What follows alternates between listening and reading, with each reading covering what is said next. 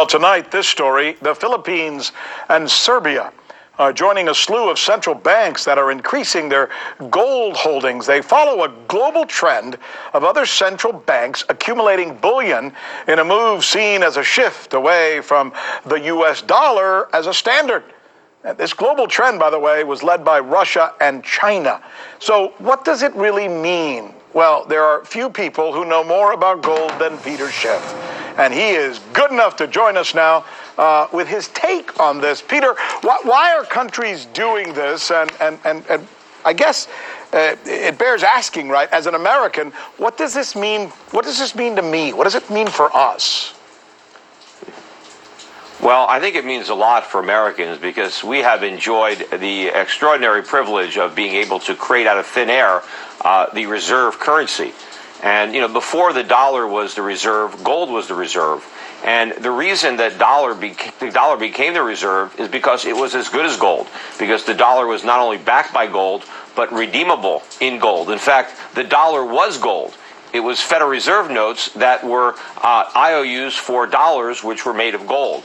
And we went off the gold standard in 1971, but I think the world is going to go back on it. Because I think the days where the dollar is the reserve currency are numbered, and we're going back to basics. You know, everything old is new again. Gold was money in the past, and it will be money again in the future. And central banks that are smart enough to read that writing on the wall are increasing their gold reserves now. Well, if we don't have gold and we stay with something like what we have now in the United States, we're then able to manipulate currency in such a way so that we can, for example, print money when we're in the middle of a recession or worse. If we go to the gold standard, for example, if it becomes global and we have to end up accepting it ourselves, that would not be good for us, right? In terms of getting out of these sticky wickets we've been in, like in 2008. Well, first of all, the only reason we get into those sticky wickets is because of the Federal Reserve. So the Federal Reserve lights the fire and then pretends to put it out.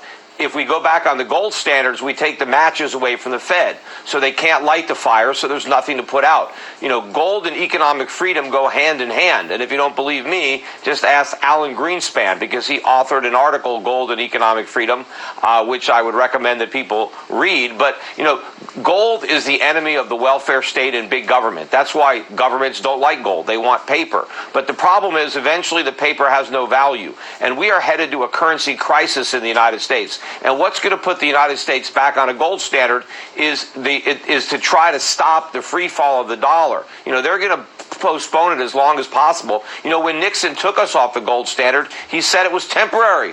He was right, it was temporary, but it just lasted a lot longer than people thought. Because of what the Dow's done this month, because of what we saw yesterday with the yield on bonds and several other indicators, people are saying that it's not looking like anything other than likely at this point that we will be hit with a recession probably at some point in 2020. In fact, that's what Guggenheim is reporting this morning. Do you agree with that assessment? Well, not just a recession, the recession. It is going to be worse than the last one, which was the worst one since the Great Depression. We call it the Great Recession. The next one is going to be greater. And what's going to make it that much more problematic, especially here in America, is the resurgence of inflation. This is going to be an inflationary recession. We called it stagflation when it happened in the 1970s, except this is going to be a lot worse. A much weaker economy than the one we had then, and much more inflation, except there is no Jimmy Carter and Paul Volcker waiting at the end of the decade to save us. Instead of going hard right, we're going hard left. We're going to go to modern monetary theory and a democratic socialist, which means they're going to run the presses full steam, and that's what I think is going to crash the dollar, and ultimately, which would bring us back to gold. Peter Schiff, always always good having you on, and thank you so much for sharing some of your expertise with us on this. Thanks again.